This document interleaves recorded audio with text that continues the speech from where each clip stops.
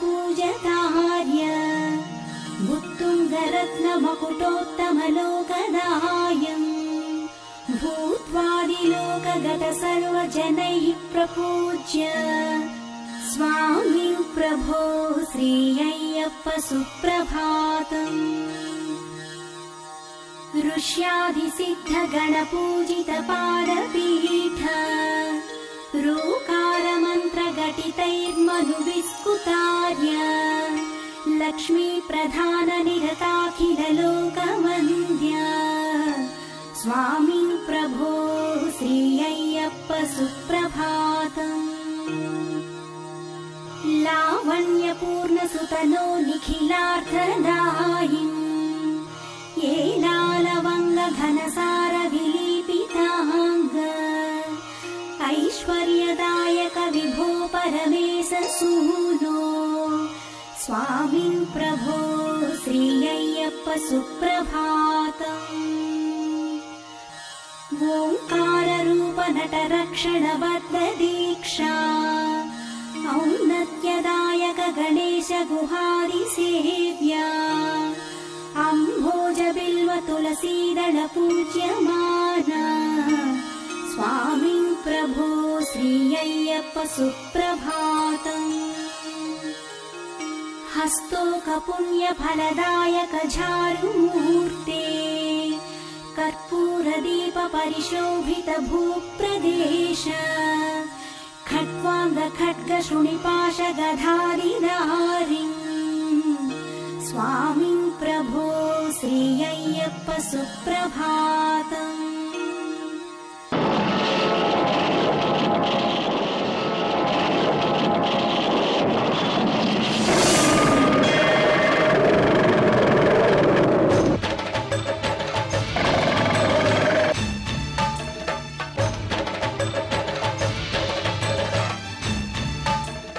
భార్యా బిడ్డలను పోషించుకోవటానికి అంత తిప్పలు పడాలా, అంత కష్టం పడాలా? నా కావ్య కన్యకను అమ్ముకోవాలా?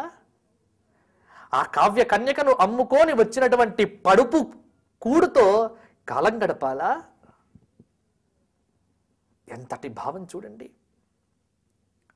అందుకే కవిత్వమైన, కళ అయినా, నృత్యమైన, సంగీతమైన, గేయమైన ఏదైనా సరే ఎవరిని మెప్పించటం కోసం?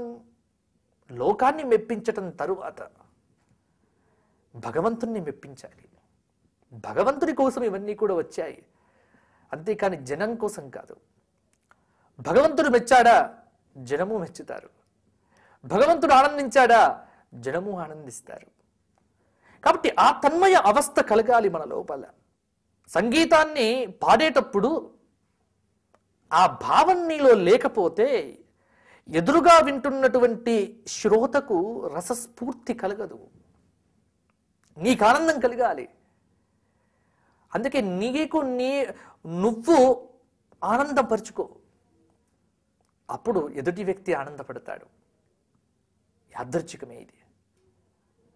అటువంటి శ్రవణం కావాలి, అటువంటి వక్త ఉండాలి. భాగవతం గొప్పతనం అదే.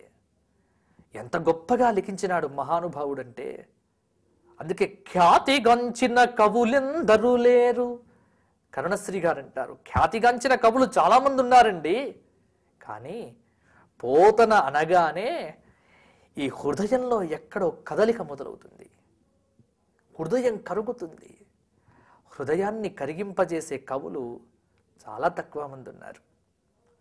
కాబట్టి అట్టి పోతన తెలుగువారందరికీ శ్రవణంతోనే మోక్షం వచ్చేటువంటి భాగవత గ్రంథమును అందించినాడు. కాబట్టి మనం ఈ నృసింహ అవతార ఘట్టాన్ని భాగవతంలోంచి స్వీకరించి ఇతర పురాణాలతో సమన్వయం చూసుకొని అన్నింటినీ చెప్పుకొని అప్పుడు నరసింహ అవతారం యొక్క గొప్పతనం తెలుసుకునే ప్రయత్నం చేద్దాం మనం.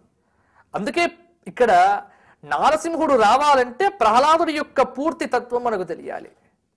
ప్రహ్లాదుడు మనకు తెలిస్తే నారసింహుడు వచ్చేస్తాడు. ఎందుకంటే ఆయన కోసం వచ్చిన అవతారం కాబట్టి ప్రహ్లాదుడు ఉంటేనే కదా నరసింహుడు వచ్చేది. అందుకే చాలామంది అనుకుంటున్నారేమో, ఏమండి మీరు నమో నారసింహ అంటున్నారు, నరసింహుడి యొక్క చరిత్ర చెప్పాలి కదా, మరి ప్రహ్లాదుడి గురించి బాగా చెప్తున్నారు ఏమిటి ఇంత వర్ణన? అంటే ప్రహ్లాదుడి గురించి చెప్తేనే కదండి నరసింహుడు వచ్చేది.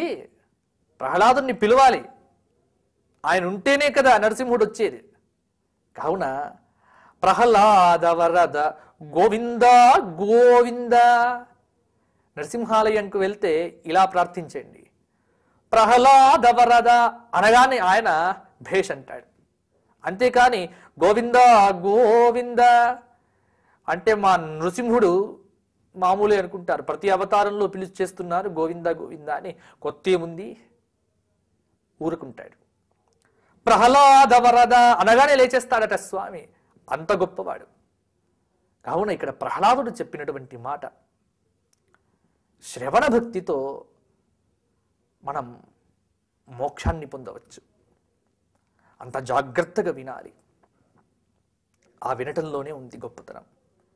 ఇక శ్రవణం తరువాత పరీక్షిత్తు గాబరా పడతాడు. ఎప్పుడు అంటే 7 రోజులు సమయం ఉంది, 7 రోజుల లోపల మోక్షం వస్తుందా, నాకు నా జన్మ తరిస్తుందా?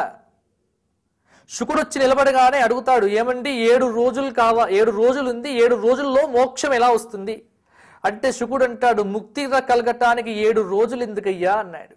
అయ్యో అలా అంటారేమిటి, నీకు ఖట్వాంగుడి యొక్క చరిత్ర తెలియదా? ఖట్వాంగుడి యొక్క చరిత్ర చెప్పి, ఖట్వాంగుడు తన యొక్క మృత్యువు 2 గడియలు ఉన్నదని తెలుసుకొని 2 ముహూర్తముల కాలంలో భగవన్నామ సంకీర్తనం చేసి ఆ జదీప్యమానమైనటువంటి దివ్యమైనటువంటి ఆ విష్ణు దూతల యొక్క ఆ విమానం దగ్గర కూర్చొని హాయిగా వైకుంఠ లోకంలో అడుగుపెట్టినాడు. 7 రోజులు ఏం చేసుకుంటావయ్యా అన్నారు.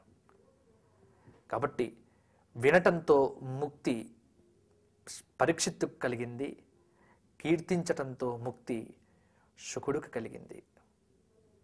శుక పరబ్రహ్మ, పుట్టుకతోనే సముడాయన, గర్భయోగి అన్నారు. ఎన్నో విశేషణాలు ఉన్నాయి. ఇప్పుడు శుకుడి గురించి చెప్పుకుంటే అదొక కొత్త మనకు సబ్జెక్ట్ అయిపోతుంది. శుకుడు సముడు, సముడై అవ్వడు ముక్త కర్మచయుడై అంటాడు. ఈ సముడు అనేటువంటి పదానికి ఏమిటి, పరబ్రహ్మ అని అర్థం. అంటే పరబ్రహ్మనే ఆయన శుకుడు. కీర్తనలో శుకుడే గొప్పవాడు. కాబట్టి ఇక్కడ ఏమిటి అంటే నామలీల గుణాదీనాం ఉచ్చైర్భాషాతు కీర్తనం.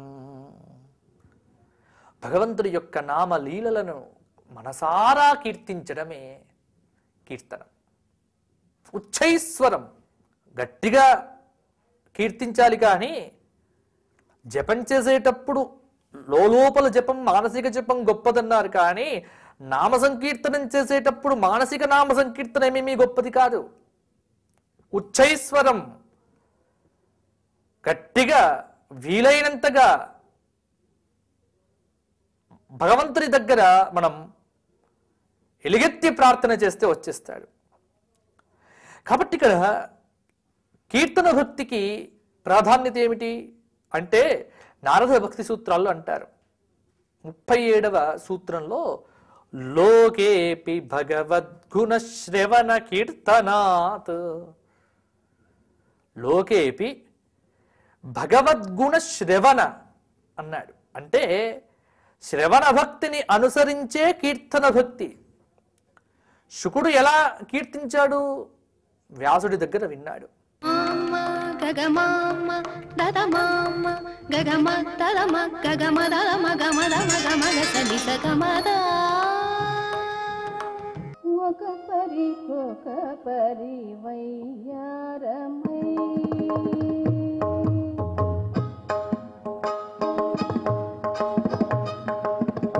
ఒక పరి వయ్యారమై మొగమున కళనెల్ల మొలచినట్టుండే ఒక పరి వయ్యారమై మొగమున కళనెల్ల మొలచినట్టుండే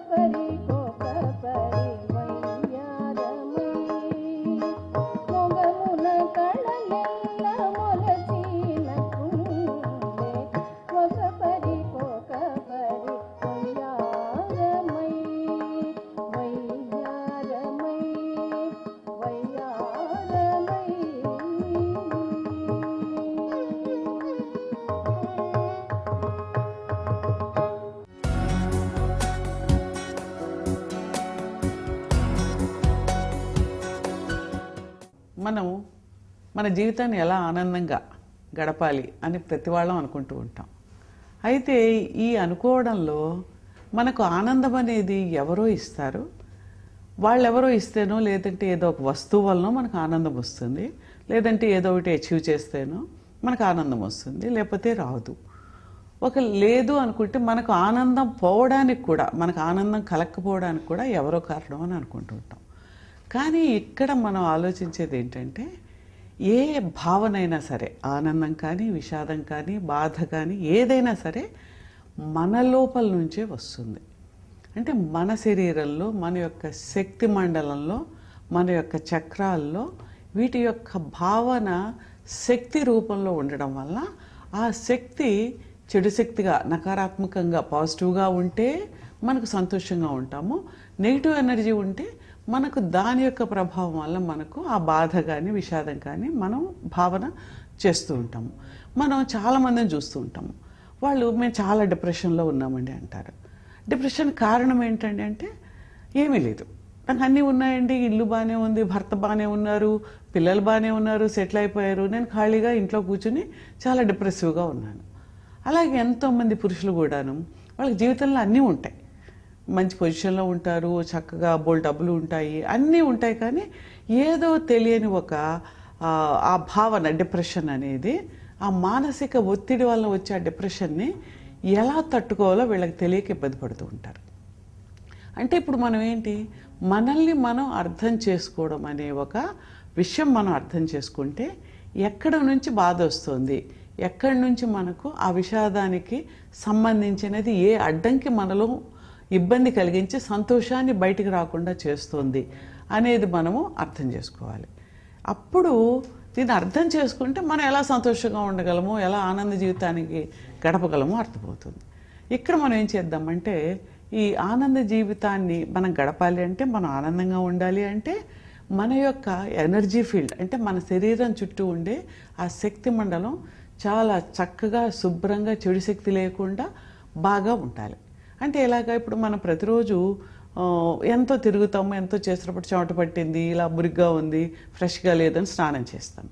కానీ అదే మనం ఇవాళ ప్రొద్దు నుంచి ఎంతమందినో తిట్టుకున్నాము, ఎన్నో చెడు ఆలోచనలు వచ్చాయి, ఎన్నో చెడు విషయాలు చూసాము అని ఇవన్నీ అనుకున్నా సరే, మనము దాని యొక్క ప్రభావాన్ని మన ఎనర్జీ ఫీల్డ్ మీద పడిన దాన్ని శుభ్రం చేసుకోవడం లేదు.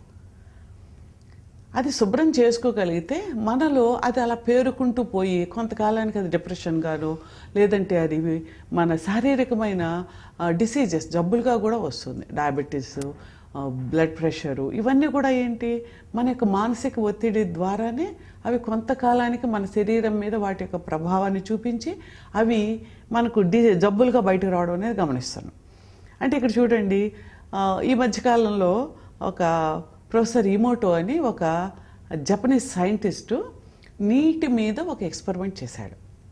అంటే ఏంటి, మంచినీళ్ళని తీసుకుని ఆ నీళ్ళకి మన మనసు యొక్క ప్రభావం నీటి మీద ఎలా ఉంది అంటే, ఆయన ఏం చేశాడు, ఒక చక్కని భగవంతుడి మీద, తనకు నమ్మకున్న భగవంతుడి మీద ప్రేయర్ చేసి ఆ నీటి మీద అలా చేతులు పెట్టి వాటిని ప్రేయర్ చేసి ఆ నీళ్ళని పక్కన పెట్టాడు. ఇంకో గ్లాసులో అదే నీళ్ళని, అంటే ఇప్పుడు ఒకే సోర్స్లోంచి వచ్చింది, అంటే ఒకే సీసాలో నీళ్ళని తీసుకుని ఒక గ్లాసులో చక్కగా ప్రేయర్ చేసి అందరూ బాగుండాలని చెప్పి ఒక గ్లాసులో దానికి ఎనర్జీ ఇచ్చాడు. ఇంకో దానికి ఏంటి, ఈ ప్రపంచం అంతా ఎలా ఉంది, చెడుగా ఉంది, అది ఇది అనుకుంటున్నాం, అసలు ఈ ప్రపంచంలో మనం బ్రతకలేము, అసలు ఎవరిని నమ్మలేము, ఇలాంటివన్నీ చెడు, ద్వేషము, కసి, ఇలాంటివన్నీ అనుకుంటూ ఇంకో దాంతో పెట్టాడు. ఈ విధంగా 4-5 రకాలుగా, ద్వేషం అయితే ఎలా ఉంటుంది, ఎవరినైనా తిట్టుకుంటూ ఉంటే ఎలా ఉంటుంది, బాధపడుతూ ఉంటే ఎలా ఉంటుంది అని ఈ విధంగా చేస్తూ వెళ్ళి వాటిని ఏం చేశాడు, ఆ వాటర్ని క్రిస్టలైజ్ చేశాడు. అంటే మనం ఇప్పుడు మంచు ముక్కలు మనం తుంపర్లు పడుతూ ఉంటాయి చూడండి, చక్కటి చక్కటి డిజైన్స్లో తయారవుతుంటాయి. అవి మైక్రోస్కోప్ కింద పెట్టుకుని చూస్తే అవి ఈ ప్రేయర్ వలన ఈ మంచి థాట్స్, ప్రేమ, సంతోషము ఇవి ఉండేటప్పటికీ అవన్నీ చాలా మంచి డిజైన్స్లో నీట్గా, బ్రైట్గా ఉండే క్రిస్టల్స్గా అవి ఫామ్ అయ్యాయి. ఎక్కడైతే ద్వేషము, అసహ్యము ఇవన్నీ పెట్టి ఇలా చెడుగా ఆలోచించినవన్నీ కూడాను చాలా డిస్టార్టెడ్గా, చాలా డార్క్గా అవి క్రిస్టల్స్ ఫామ్ అయ్యాయి. అంటే ఏంటి, అవే నీళ్లు కేవలం మన మనసు యొక్క ఆలోచనల నుంచి ప్రసరించే శక్తి వలన ఆ నీళ్లల్లో ఆ క్రిస్టల్స్ ఫార్మేషన్లో అంత తేడా కనిపించింది. దాన్ని బట్టి అర్థమైంది ఏంటి అంటే మన యొక్క భావన, మన యొక్క ఆలోచన అనేది బయట ఉండే వస్తువుల మీద, నీటి మీద పడుతుంది అనేది అర్థమైంది. ఇప్పుడు ఒకటి ఆలోచించండి, మన శరీరం తీసుకుంటే 80% నీరు, 20% మిగిలిన ఘన పదార్థాలన్నీ. అంటే మనము ద్వేషంగా, నెగిటివ్గా ఉంటే మన యొక్క శరీరంలో మన యొక్క వాటర్ బాడీ కూడా దాని యొక్క ప్రభావం ఉంటుందనే కదా. అది మన శరీరం మీద ప్రభావం చూపిస్తే మనం ఆనందంగా ఎలా ఉండగలం? కాబట్టి ఆనందంగా ఎలా ఉండాలో మనం నేర్చుకుంటూ వెళ్తాం.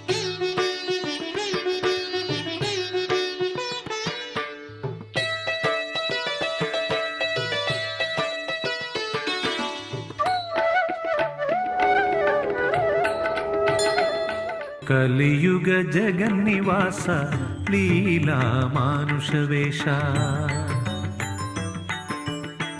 కలియుగ జగన్నివాస లీలా మానుష వేష, కలియుగ జగన్నివాస లీలా మానుష వేష. దాసాను దాసుడనయ్య ఓ ధర్మశాస్త్ర, దాసాను దాసుడనయ్య ఓ ధర్మశాస్త్ర. దేహమాత్మను భ్రాంతి పోదోలవేమయ్య, ఎన్నడైనను గాని నిన్ను మరచి మనగలనా నీవాడా. కలియుగ జగన్నివాస లీలా మానుష వేష, కలియుగ జగన్నివాస లీలా మానుష వేష.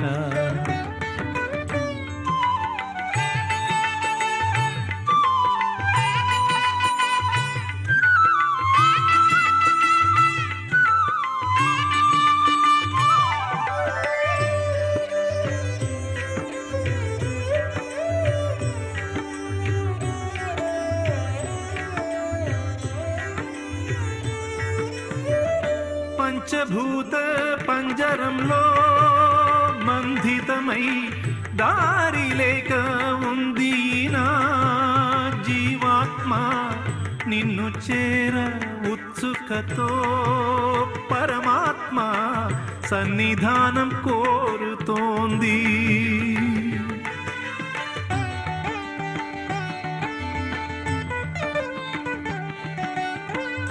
గుక్క తిప్పు కోలేకుండా శరణాలు పాడుకుంటూ కొండ ఎక్కొస్తున్నా, అలమటించి పోతున్నా, చెయ్యి చాచి నీ దరికి కొనిపోవా. దేహమాత్మను భ్రాంతి పోదోలవేమయ్య, ఎన్నడైనను గాని నిన్ను మరచి మనగలనా నీవాడా. కలియుగ జగన్నివాస లీలా మానుష వేష, కలియుగ జగన్నివాస లీలా మానుష వేష.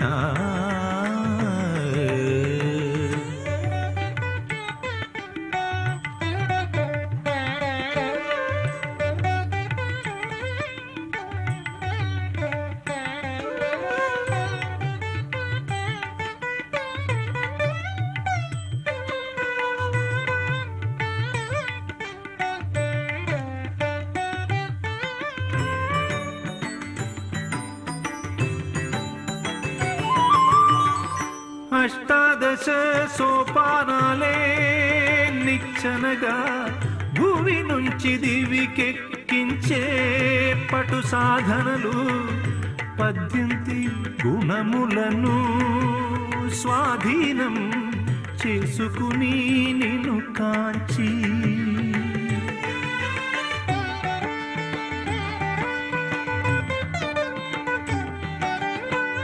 అహంభావము చివరకు నశింప పరబ్రహ్మ స్వరూపమే చూపించి, నీ వీక్షణం ఈ క్షణం ప్రసరించి సత్యమై నిలిచేవే.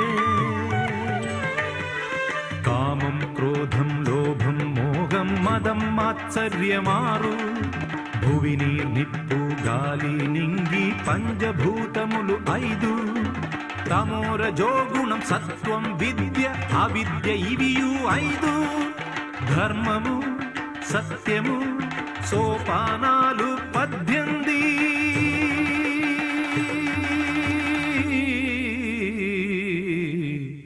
కలియుగ జగన్నివాస లీలా మానుష వేష.